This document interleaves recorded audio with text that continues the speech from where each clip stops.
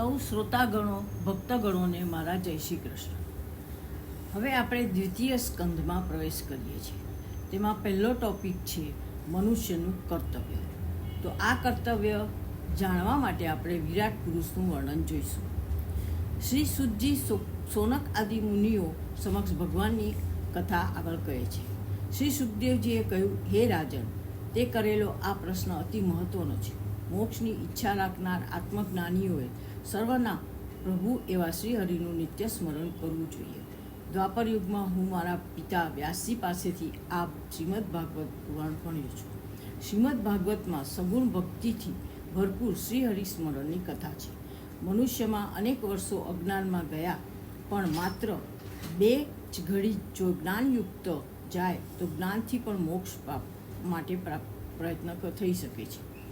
પૂર્વે ખટવાંગ નામના એક રાજર્ષિએ દેવો દાનવોના યુદ્ધમાં દેવોને મદદ કરી દાનવોને હરાવ્યા. ત્યારે દેવોએ પ્રસન્ન થઈ તેને વરદાન માગવા કહ્યું. ત્યારે રાજા ખટવાંગે પોતાનું આયુષ્ય કેટલું બાકી છે તે કહેવા જણાવ્યું. દેવોએ તેને કહ્યું, તારા આયુષ્યમાં એક જ પ્રકારની અવધિ છે. પોતાના આયુષ્યનું પ્રમાણ જાણી રાજાએ 2 ઘડીના સમયમાં સર્વ વિષયોનો ત્યાગ કરી ઈશ્વરમાં ચિત્ત પરોવી દે અભયરૂપ શ્રીહરિને પામ્યો. હે રાજન, તારે તો હજુ 7 દિવસ બાકી છે. મરણકાળ નજીક જાય ત્યારે ઘરમાંથી નીકળી પવિત્ર તીર્થના જળમાં સ્નાન કરી પવિત્ર એકાંત પ્રદેશમાં વિધિપૂર્વક ગોઠવેલા આસન પર બેસી ઓમકારનો જપ કરવો, પ્રાણાયામ કરીને મનને વશ કરવું. મન જો વાસનાઓ તરફ આકર્ષાય ત્યારે બુદ્ધિ દ્વારા તેને ભગવાનના સ્વરૂપમાં સ્થાપવું. જો મન રજોગુણ અને તમોગુણથી આકર્ષાઈને એકાગ્ર ન થાય તો ધીર પુરુષે ફરી ધારણા કરી તેને વશ કરવું. ધારણા એ અષ્ટાંગ યોગનું 6મું અંગ છે. આસન અને પ્રાણાયામ દ્વારા સર્વ ઇન્દ્રિયોને વશ કરી શ્રી ભગવાનના સગુણ સ્વરૂપમાં બુદ્ધિ વડે મનને ધારણ કરવું, એને ધારણા કહેવાય. વિદ્વાનોએ ભગવાનનું સ્વરૂપ વિરાટ કલ્પેલું છે. આ વિરાટ પુરુષની ધારણા કરવાથી મનના મેલ ધોવાય છે. વિદ્વાનોનું કહેવું છે કે એ વિરાટ પુરુષના ચરણનું મૂળ પાતાળ છે, પગના કૂણામાં રસાતાલ છે, 2 ઘૂંટી મહાતાલ, 2 જાંગો તલાતાલ, 2 ગોઠણ સુથલ, 2 સાતળો વિતલ અને અતલ છે. નાભીની નીચેનો ભાગ પૃથ્વી, નાભીરૂપ સરોવર આકાશ કહેવાય. તેનું વક્ષસ્થળ સ્વર્ગ, ડોક મહરલોક, મુખ જનલોક, લલાટ તપોલોક, ભગવાનના મસ્તકો સત્યલોક, બાહુઓ ઇન્દ્રાદિ દેવો, નેત્ર અંતરિક્ષ, સૂર્ય ચક્ષુ, દિવસ અને રાત્રિ નેત્રની પાંપણો, ઉપરનો હોઠ શરમ, નીચેનો હોઠ લોભ, ધર્મ સ્તન, અધર્મ પીઠ, સમુદ્રો પેટ, પર્વતો હાડકા, નદીઓ નાળીઓ, વૃક્ષો રૂવાંટા, અનંત શક્તિવાળો વાયુ એમનો શ્વાસોશ્વાસ છે. મેઘો એ ભગવાનના કેશ, સંધ્યા એ પ્રભુના વસ્ત્ર છે. મહત્વ એમની વિજ્ઞાન શક્તિ છે. ઘોડા ખચ્ચર છે, ઊંટ અને હાથીઓ નખ, સર્વ મૃગો અને પશુઓ કેડની પાછળનો ભાગ, ગંધર્વો, વિદ્યાધરો, ચારણો અને અપ્સરાઓ એ ભગવાનની સ્વર વિદ્યા. બ્રાહ્મણ મુખ, ક્ષત્રિયો ભુજાઓ છે, વૈશ્ય એ સાથળો છે, શૂદ્ર પગ અને ભિન્ન ભિન્ન નામોવાળો દેવગણો સહિત દ્રવ્યાત્મક યજ્ઞ પ્રયોગ એ વિરાટ પુરુષનું કર્મ છે. આ વિરાટ પુરુષનું મુમુક્ષુઓએ પોતાની બુદ્ધિ વડે મનની ધારણા કરી છે. કેટલાક પુરુષો પોતાની અંદરની શરીરની અંદર હૃદય આકાશમાં રહેલા શ્રી હરિનું ધ્યાન ધરે છે. એ ચતુર્ભુજ સ્વરૂપ કમળ, ચક્ર, શંખ તથા ગદાને ધારણ કરનારું હૃદયમાં ધ્યાન ધરવું, એવા સ્વરૂપના રૂપ ગુણનું ચિંતન કરવું, તેની શોભા અને શૃંગાર નિરખવા. આ ભગવાનના પગથી હાસ્યયુક્ત મુખ સુધી પ્રત્યેક અંગનું બુદ્ધિથી ધ્યાન કરવું. જ્યાં સુધી પરમાત્મા વિશે પ્રેમ લક્ષણા ભક્તિ ઉત્પન્ન ન થાય ત્યાં સુધી પ્રેમ તત્પર થઈ પોતાના નિત્ય કર્મો કરી વિરાટ પુરુષના એ સ્થૂળ સ્વરૂપનું ધ્યાન કરવું. જેનું ચિત્ત શ્રી હરિની દિવ્ય લીલામાં લીન થાય છે તેને સદ્ય મુક્તિ મળે છે. જેનું મન શ્રી હરિની ચિન્મય મૂર્તિમાં લાગતું નથી તેને ધીમે ધીમે મુક્તિ તરફ મનને દોરી જવું જોઈએ. મનુષ્યએ સર્વ સ્થળે સર્વ સમયે ભગવાન શ્રી હરિનું સર્વ પ્રકારે શ્રવણ, કીર્તન અને સ્મરણ કરવું જોઈએ.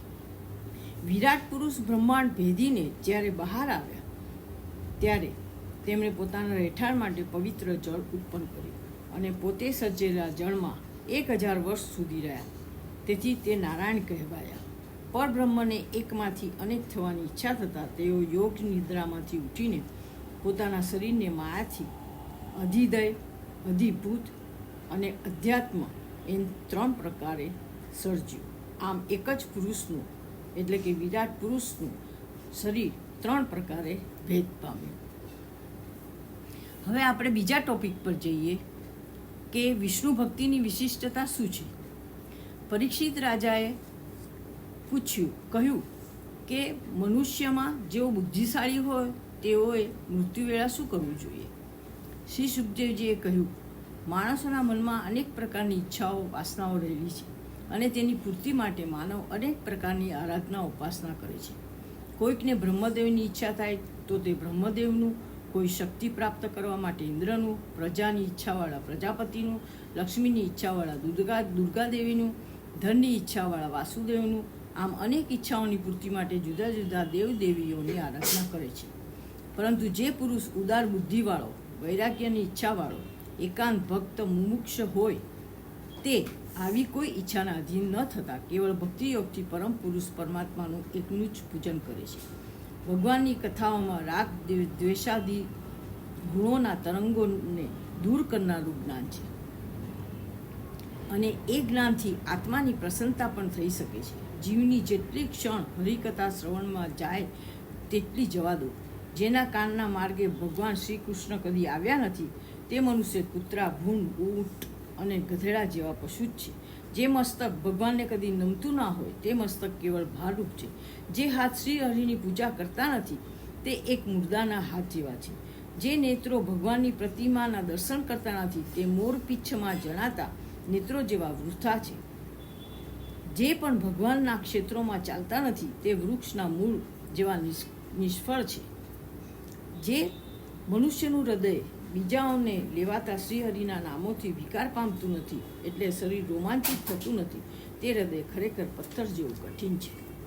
પરીક્ષિત રાજાએ પોતાનું મૃત્યુ સમીપ જાણી ધર્મ, અર્થ અને કામ એ ત્રણેયને લગતા કર્મનો ત્યાગ કર્યો અને મોક્ષની દિશા પકડી. હવે આપણે આગળ વધીએ. બ્રહ્માજીનું તપ ને ત્યારે શ્રી હરિનું દર્શન તેમને કેવી રીતે થયું. એક સમયે જગતના પરમગુરુ બ્રહ્માજી પોતાના કમલાસન પર બેસી જગતને સમજાવવાનો વિચાર કરતા હતા. ત્યારે અગાધ સાગરના જળમાંથી તેમણે તપ તપ એવો 2 વાર અવાજ સાંભળ્યો. બ્રહ્માજીએ ચારે દિશાઓમાં જોયું પણ તેમને કોઈ ન દેખાતા તેમણે વિચાર્યું કે કોઈએ મને તપ માટે પ્રેરણા કરી છે અને તે જ પોતાને માટે હિતકારી છે. આમ વિચારી તેમણે મનને તપમાં જોડી દીધું. તેમણે એકાગ્રચિત કરી દેવતાઈ એટલે કે દૈવી 1000 વર્ષો સુધી તપ કર્યું. બ્રહ્માજીના તપથી પ્રસન્ન થઈ પરબ્રહ્મ પરમાત્માએ તેમને વૈકુંઠ લોકના દર્શન કરાવ્યા. પ્રસન્ન હાસ્યવાળા, 4 ભુજાઓવાળા, પીળા પ્રસ્તવાળા, મુકુટ અને કુંડળો ધારણ કરનારા સિંહાસન પર બિરાજમાન થયેલા ભગવાનના દર્શન કરવાથી બ્રહ્માજીનું હૃદય અતિ આનંદથી નાચી ઉઠ્યું.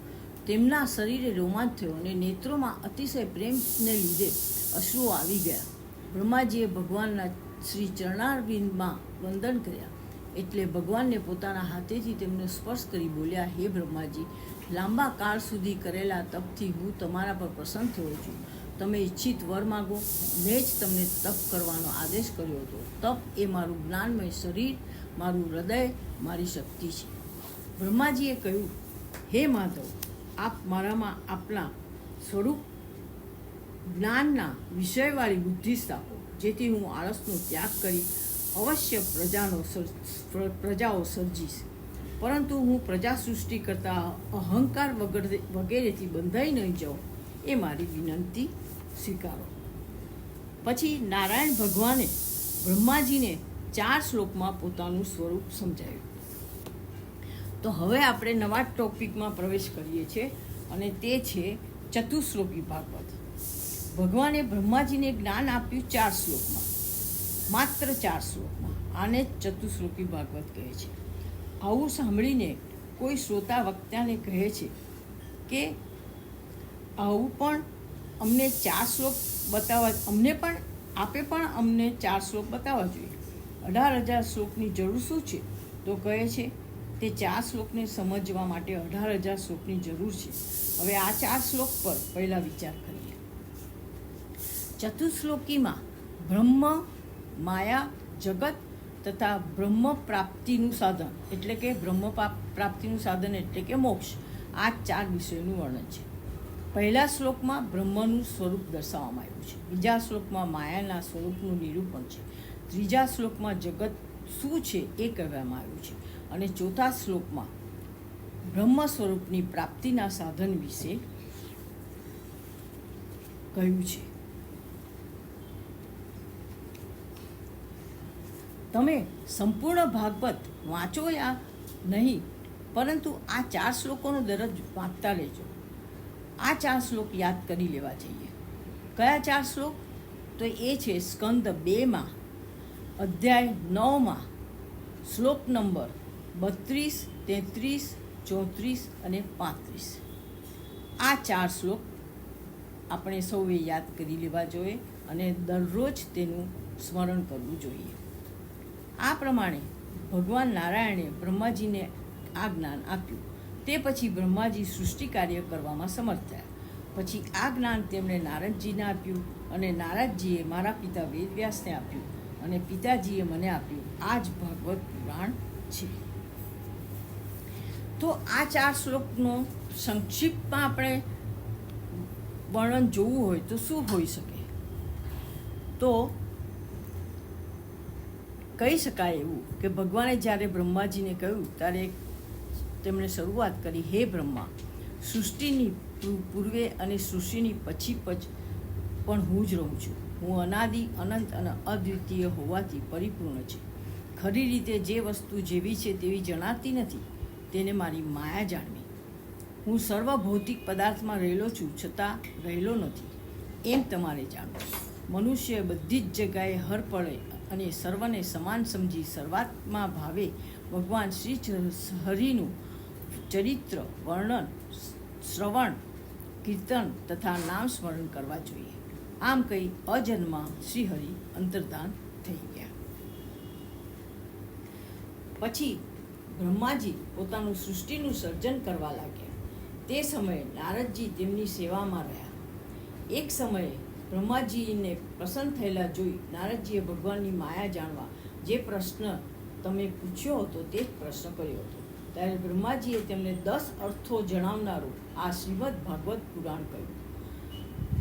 નારદજી આ ભાગવત કથા વ્યાસજીને કહી હતી. તેમની પાસે આ કથા હું એટલે કે સુખદેવજી ભણ્યો છું. હવે રાજન, તું ધ્યાન દઈને આ સાંભળ.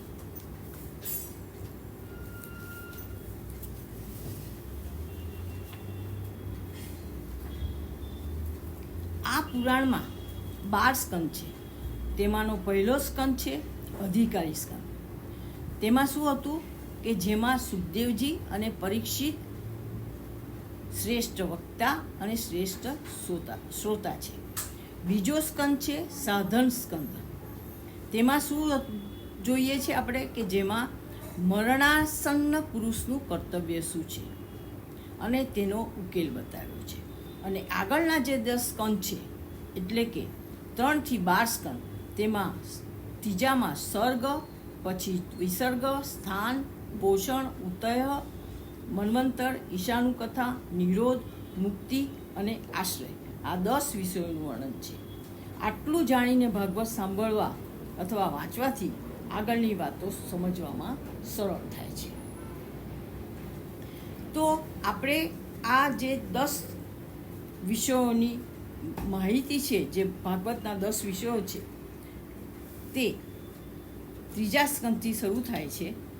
તેની ટૂંકમાં માહિતી જાણીએ તો પહેલું તો સર્ગ. સર્ગ એટલે કે સૃષ્ટિનું વર્ણન, જે કુદરતે સૃષ્ટિ બનાવી છે તેનું વર્ણન. બીજું વિસર્ગ. વિસર્ગમાં પુરુષ દ્વારા બનાવેલી સૃષ્ટિનું વર્ણન છે. આગળના સ્કંદમાં સ્થાન, જેટલા ભૂગોળ ખગોળ છે, બ્રહ્માંડમાં જેટલા લોકો છે તે બધા ભગવાનમાં સ્થિત છે. પછી આવે છે પોષણ, જેમાં ભગવાનની જે કૃપા છે, ભગવાનનો જે અનુગ્રહ છે તે બતાવ્યું છે. પછી આવે છે વિષય આવે છે ઉતય, જેમાં કામ વાસનાને લીધે થતા દુઃખનું વર્ણન છે. આગળનો વિષય છે મન્વંતર, તેમાં 14 મનુના શાસનકાળનો વર્ણન કર્યું છે, એટલે કે જેને મન્વંતર કહે છે. આગળના સ્કંદમાં ઈશાનું કથા આવે છે, જેમાં કથા એટલે કે ભગવાનની ભક્તોની કથા છે. પછીના સ્કંદમાં નિરોધ એટલે કે આમાં ભગવાનની નિરોધ લીલા એટલે કે શ્રી કૃષ્ણના ચરિત્રનું વિસ્તારથી વર્ણન છે. 11મા સ્કંદમાં આવે છે મુક્તિ. આમાં મુક્તિનો અર્થ એટલે કે પોતે જ પોતાનામાં સ્થિત થઈ જવું, એટલે કે 11 ઇન્દ્રિયોને ભગવાન સાથે જોડી દેવી. અને છેલ્લો સ્કંદ છે 12મો સ્કંદ, તેમાં આશ્રય વિશે જણાવ્યું છે. તેમાં કહ્યું છે કે આમાં ભગવાનનો આશ્રય લેવાનો એટલે કે એને શરણે જ જવાની વાત છે, કારણ કલયુગમાં ભગવાનના નામના આધારે જ ભવસાગરને તરી શકાય છે. જય શ્રી કૃષ્ણ. ઇતિ દ્વિતીય સ્કંદ સમાપ્ત.